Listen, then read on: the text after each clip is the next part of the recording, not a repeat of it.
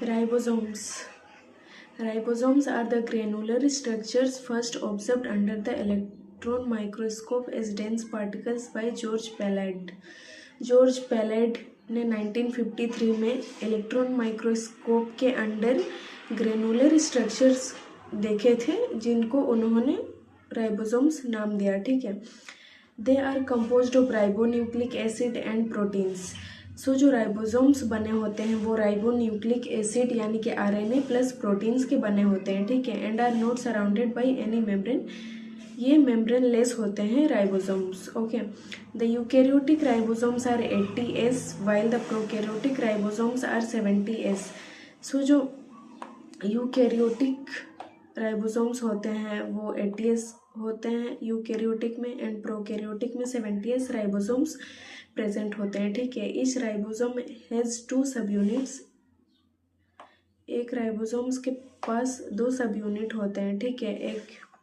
एक स्मॉलर वाला, एक बिगर वाला। ठीक है। Larger and smaller sub units. The 2 सब units of 80S ribosomes are 60S and 40S। So जो 80S राइबोसोम्स होते हैं उसमें जो 2 सब यूनिट्स होते हैं वो 60S एंड 40S होते हैं। वाइल 70S राइबोसोम्स में 50S एंड 30S सब यूनिट्स होते हैं। ठीक है। यहाँ पे जो S है उसको कहा गया है Svedberg's unit and it stands for the sedimentation coefficient. It is indirectly a measure of density and size. तो जो सेडिमेंटेशन कोफिशिएंट होता है वो इनडायरेक्ट मेजर होता है डेंसिटी और साइज का राइबोसोम्स का। ठीक है। Both 70S and 80S ribosomes are composed of 2 सब यूनिट्स। जो 70S और 80S होते हैं दोनों ही 2 सब यूनिट्स के बने होते हैं। ठीक है। Now cytoskeleton.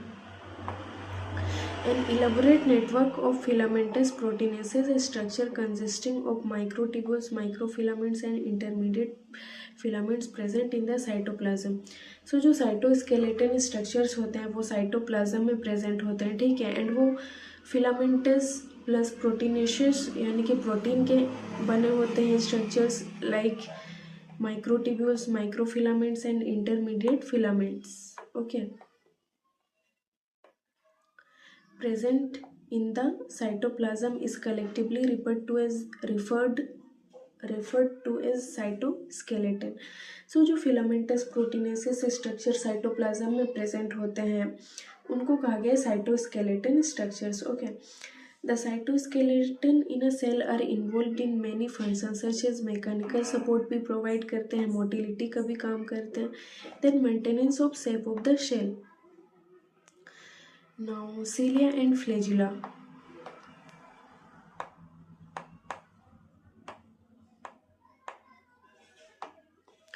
सो cilia को सिंगुलर में कहते हैं सीलियम, फ्लैजिला को फ्लैजिलम कहते हैं। ठीक है। They are hair like outgrowths of the cell membrane. Cell membrane से हेयर लाइक आउटग्रोथ्स होते हैं जिनको कहा गया है सीलियम एंड फ्लैजिलम यानी कि cilia and flagella. cilia are small structure. cilia small structures होते हैं विच वर्क लाइक ओर्स यानी कि जो हम लोग बोर्ड चलाते हैं उसमें चक्कू जो चलता है ना ओर्स, उसी को कहा गया ओर्स, उसी की तरह काम करता है cilia, causing the movement of either the cell or the surrounding fluid. Flagella are comparatively longer and responsible for cell movement. So जो flagella होते हैं वो longer होते हैं cilia के कंपेरिजन में। ठीक है। और ये सेल मूवमेंट का काम करता है। ठीक है। The prokaryotic bacteria also possess flagella. जो प्रोकैरियोटिक बैक्टीरिया होते हैं उनके पास भी फ्लैजिला होता है but this are structurally different from that of eukaryotic flagella. So जो प्रोकैरियोटिक बैक्टीरिया के पास फ्लैजिला होता है वो बहुत ही डिफरेंट होता है यूकैरियोटिक फ्लैजिला से। The electron microscopic study of cilium or the flagellum show that they are covered with plasma membrane. Their core called the axonium possesses a number of microtubules running parallel to a long axis. The axonium usually has 9 doublets of radially arranged peripheral microtubules. So यहाँ पे हम लोगों ने structure देखा था ना कि 9 flagella में 9 डबलेट्स होते हैं। ठीक है। ऐसे अरेंज होते हैं कार्टविल की तरह।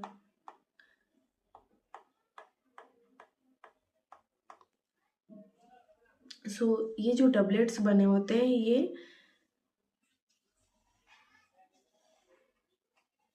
माइक्रोट्यूब्यूल्स के बने होते हैं, ठीक है, and they are running parallel to the long axis. The axoneme usually has 9 doublets of radially arranged peripheral microtubules and a pair of centrally located microtubules, ठीक है। Such an arrangement of axonal microtubules is referred to as 9+2 arrangement। Okay, बीच में दो प्रोटीनेसेस, बीच में भी दो microtubules होते हैं और वो प्रोटीनेसेस हब के कवर हुए रहते हैं, ठीक है। ये सीलिया का स्ट्रक्चर है, ठीक है। The central tubules are connected by bridges and is also enclosed by a central sheath which is connected to one of the tubules of each peripheral doublets by a radial spoke। जो ये doublet होते हैं ये सारे radial spokes से connected होते हैं, ठीक है।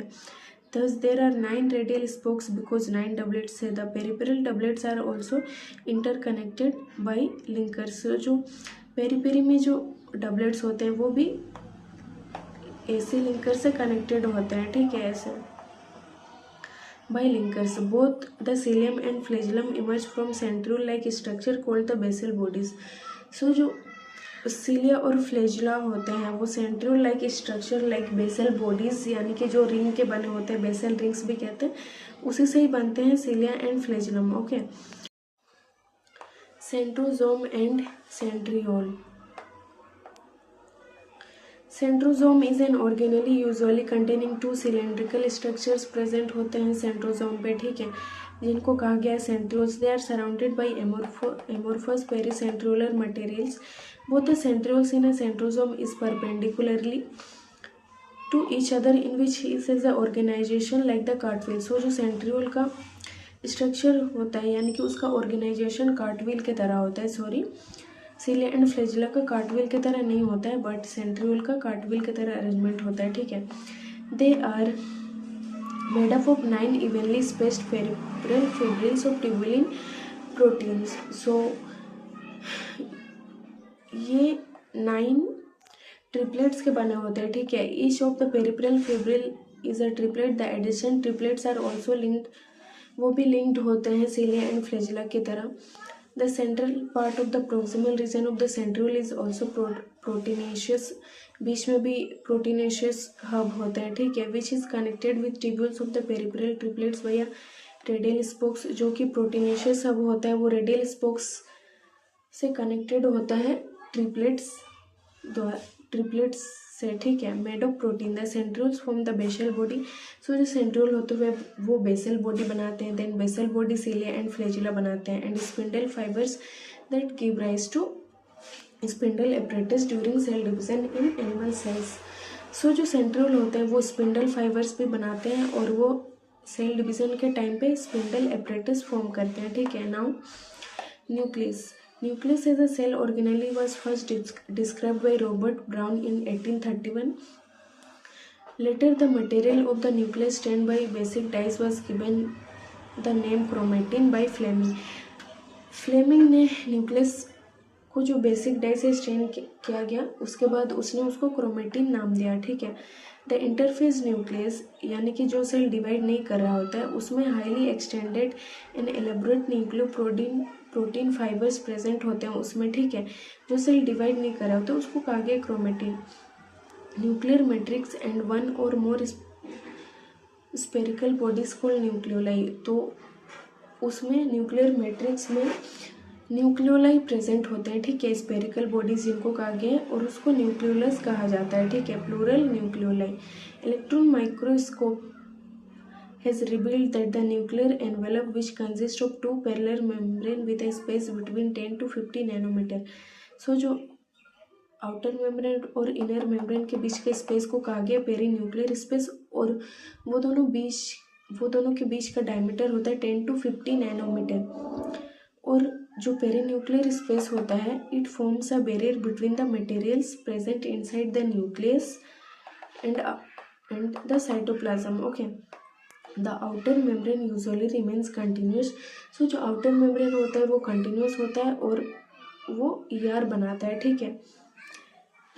Continuous with the endoplasmic reticulum and also bear ribosome, उसमें कुछ राइबोसोम्स भी प्रेजेंट होते हैं, ठीक है, आउटर मेम्ब्रेन पे।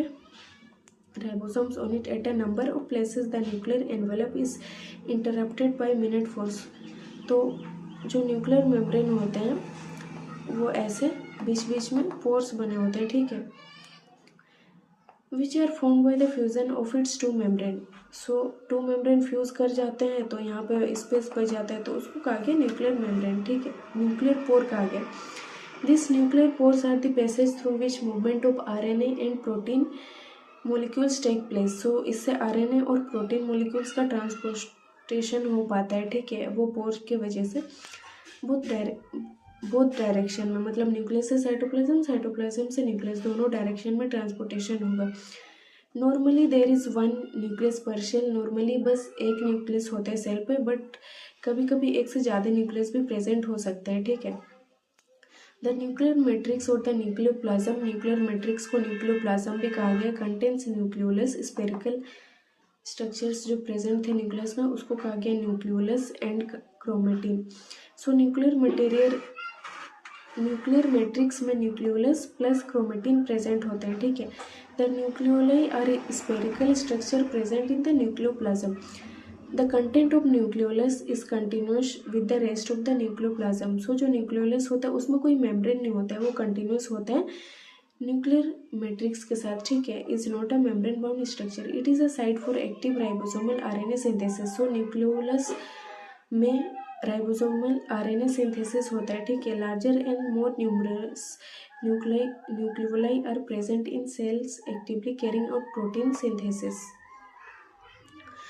सो इंटरफेस यानी कि जब सेल डिवाइड नहीं कर रहा होता है, ठीक है, वो बस प्रिपरेशन कर रहा होता है सेल डिवीजन के लिए, तो वहाँ पे loose and indistinctive network of nucleoprotein fibres होते हैं जिसको कहा गया क्रोमेटिन।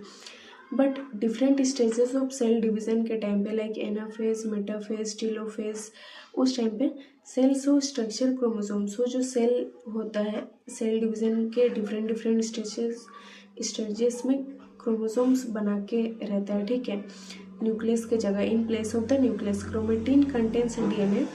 सो जो क्रोमेटिन होता है उसमें DNA होते हैं and some basic protein called histones and कुछ नॉन हिस्टोन प्रोटीन्स भी प्रेजेंट होते हैं, प्लस RNA भी प्रेजेंट होते हैं। So a single human cell has approximately 2 metre long thread of DNA distributed among it 46 chromosome, ठीक है। Every chromosome visible only in dividing cells, dividing cells में chromosome visible होता है, ठीक है। उसमें प्राइमरी कंस्ट्रिक्शंस होते हैं या फिर उसको कहा गया centromere on the sides of which disc shaped structures called kinetochores. So centromere के साइड में डिस्क शेप्ड स्ट्रक्चर्स प्रेजेंट होते हैं जिसको कहा गया काइनेटोकोर्स। सेंट्रोमेयर होल्ड्स 2 क्रोमेटिड्स, जो सेंट्रोमेयर होता है वो 2 क्रोमेटिड्स को होल्ड करके रखता है, ठीक है। Based on the position of the centromere the chromosome can be classified into 4 types.